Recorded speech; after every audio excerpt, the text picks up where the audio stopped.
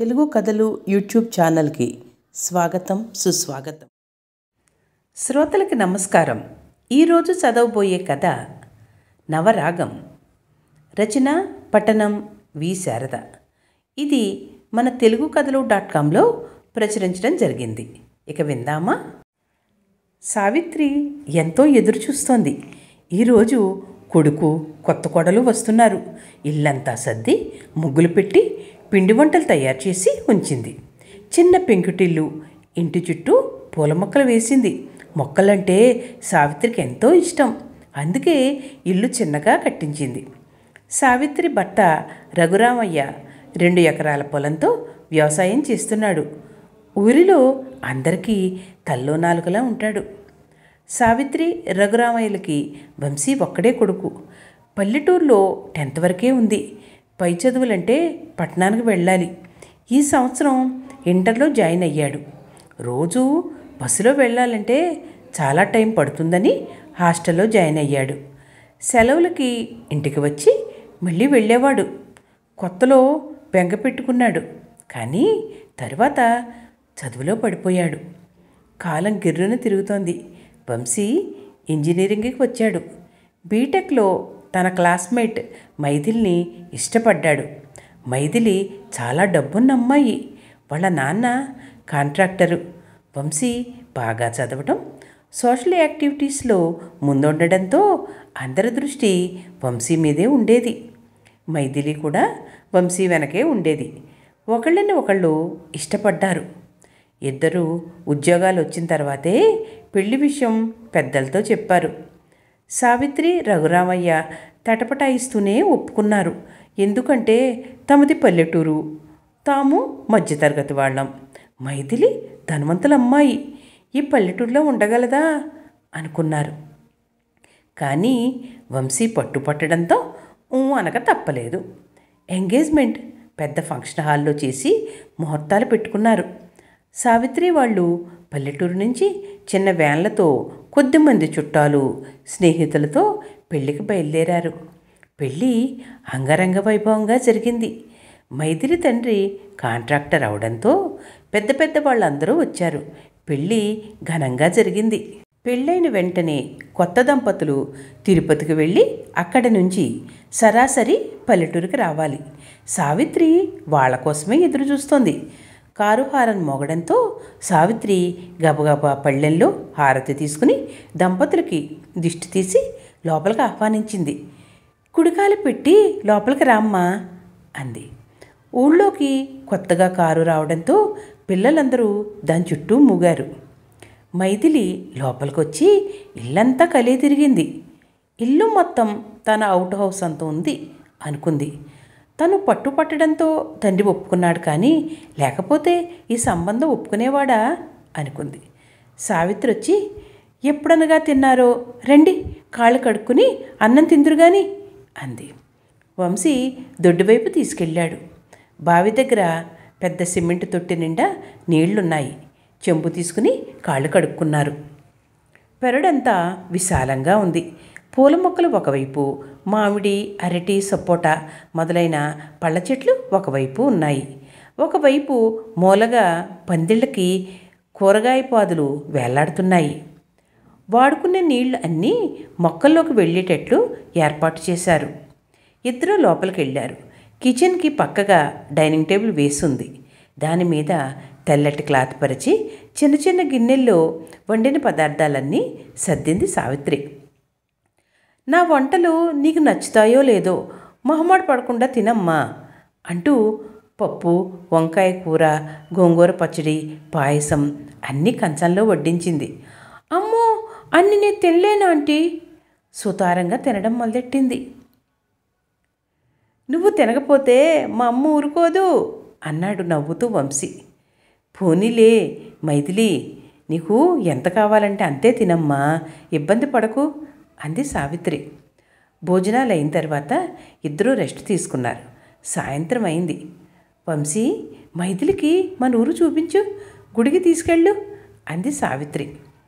అయినా ఈ పల్లెటూరులో ఏముంటాయి? పల్లెటూరు అంటే మైథిలికి ఇష్టం ఉండదు.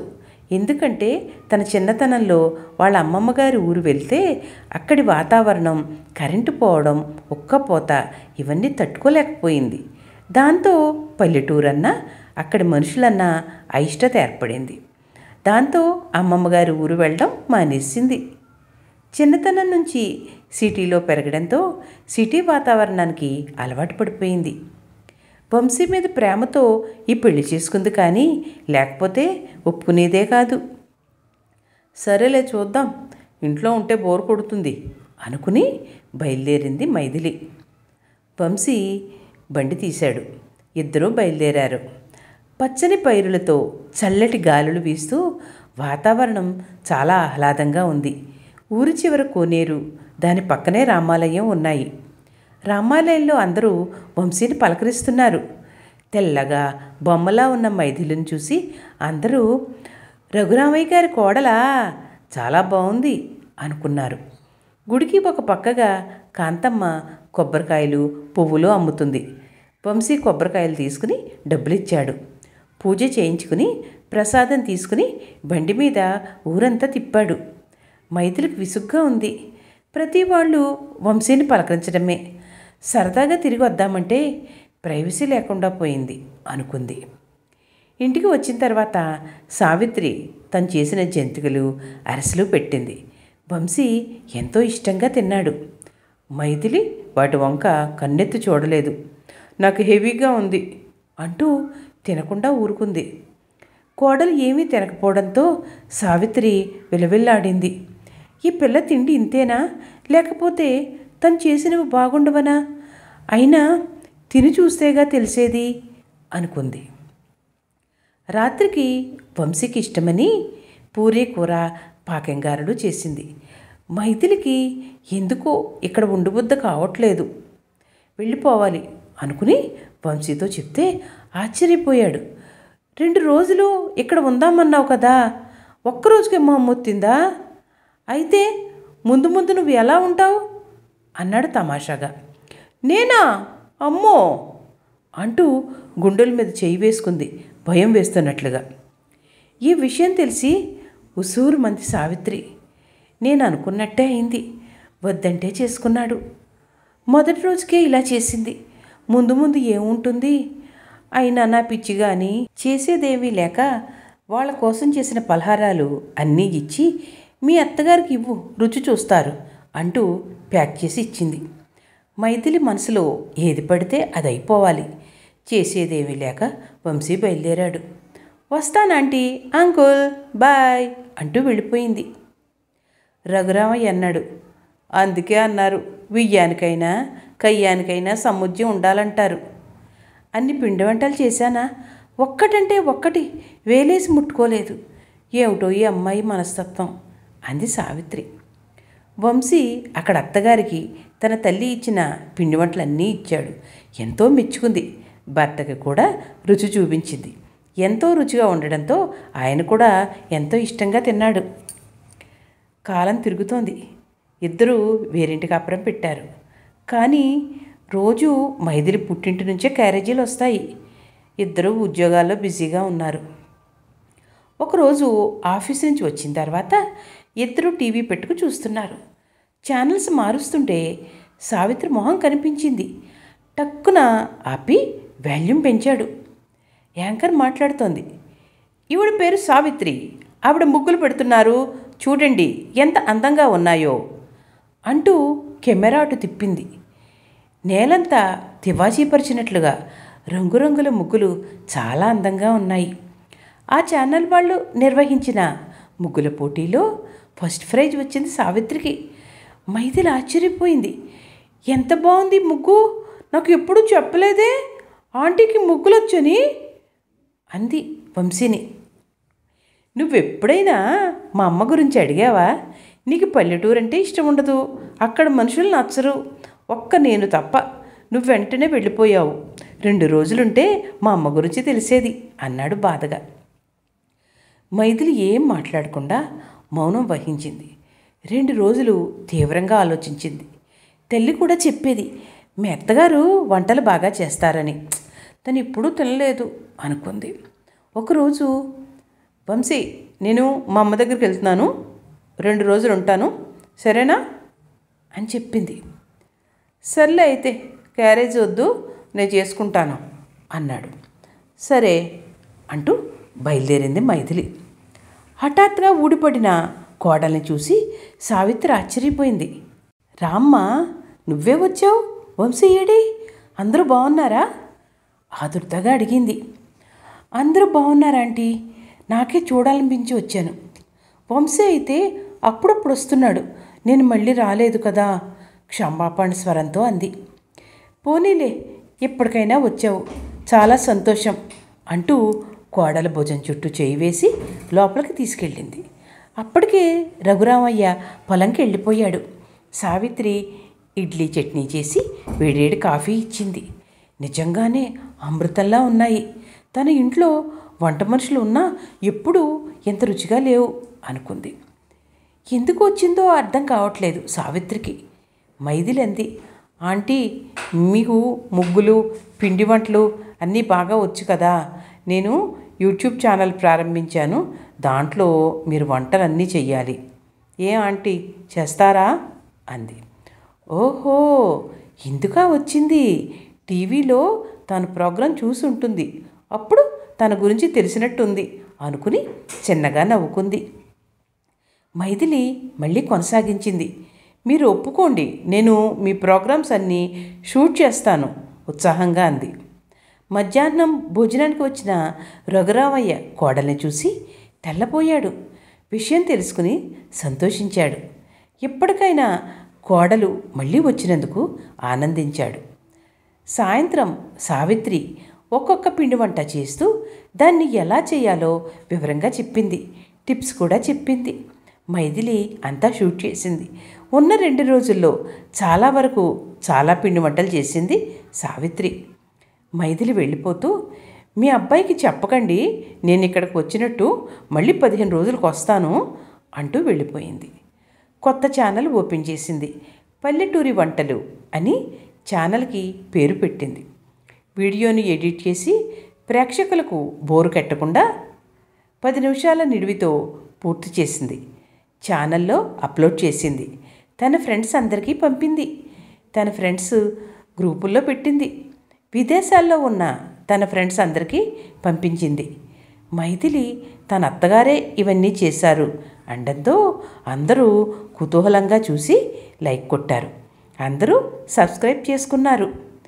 వీడియోలని బయట వాళ్ళు కూడా చూసి మంచి మంచి కామెంట్స్ పెట్టడం, వాళ్ళకి కావలసిన ఐటమ్స్ చేసి చూపించమనడంతో మైథిలి వారం వారం రావడం మొదలెట్టింది.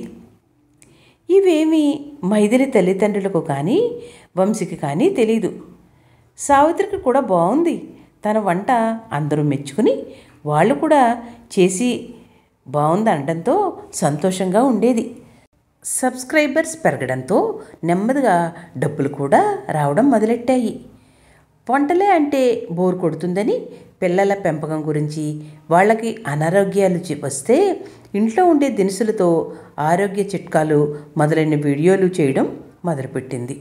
మైథిలి ఫ్రెండ్స్ కొంతమంది మీ అత్తగారిని అడిగి కూరకారం, ఇడ్లీ పొడి, అల్లం పచ్చడి చేసి పంపిస్తావా అని అడగడం మొదలెట్టారు. సావిత్రి సంతోషంగా ఒప్పుకుంది. తన కింద 2 పని వాళ్ళని పెట్టుకుని వాళ్ళు అడిగిన టైం కంటే ముందే నీట్గా ప్యాక్ చేసి పంపేది. మైథిలి అనుకుంది, పల్లెటూరు వాళ్ళంటే తనకి ఎంత చిన్న చూపుగా ఉండేది. నిజం చెప్పాలంటే ఆంటీని బట్టే తన ఫ్రెండ్స్ మధ్య, కొలీగ్స్ మధ్య తనకి వాల్యూ పెరిగింది. తను చాలా తప్పు చేసింది. అత్తయ్య మావయ్య ఎంత మంచివాళ్ళు.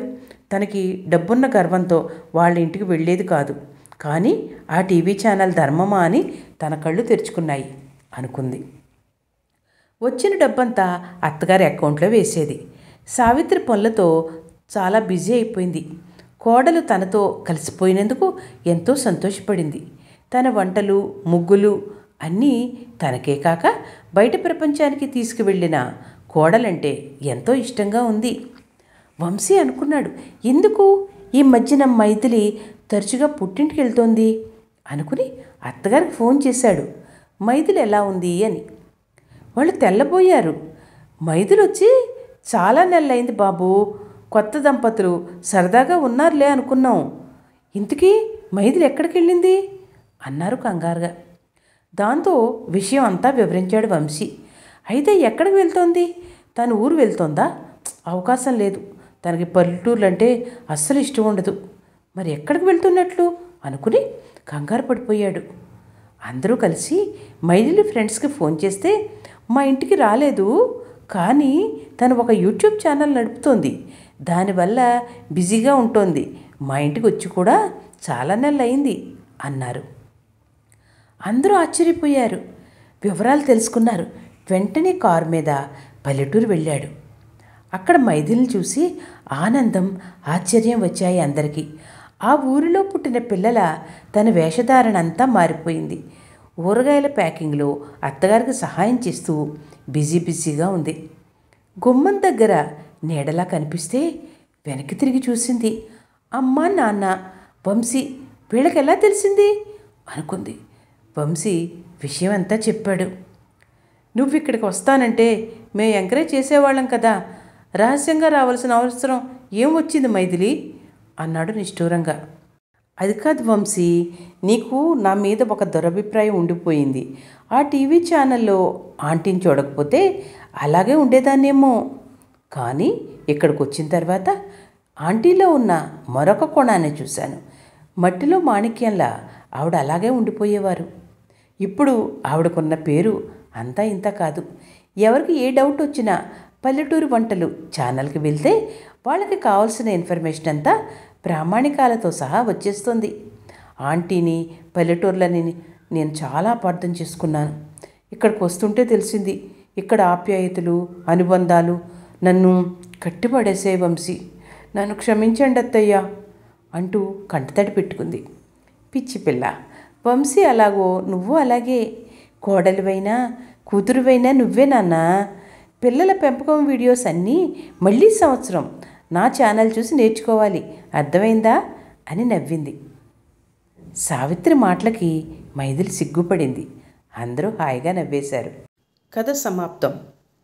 ఈ కథ మీకు నచ్చినట్లయితే మరిన్ని కథల కోసం మా తెలుగు కథలు యూట్యూబ్ ఛానల్ని లైక్ చేయండి, కామెంట్ చేయండి, షేర్ చేయండి, సబ్స్క్రైబ్ చేయండి.